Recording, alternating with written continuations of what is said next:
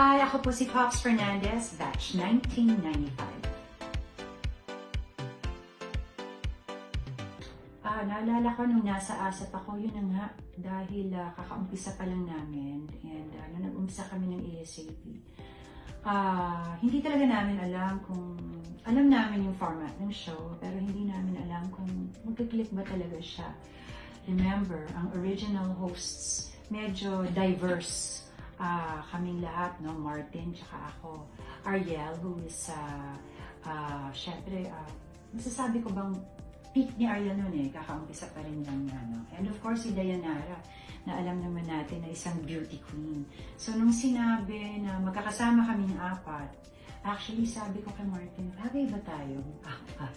Mag-work ba to?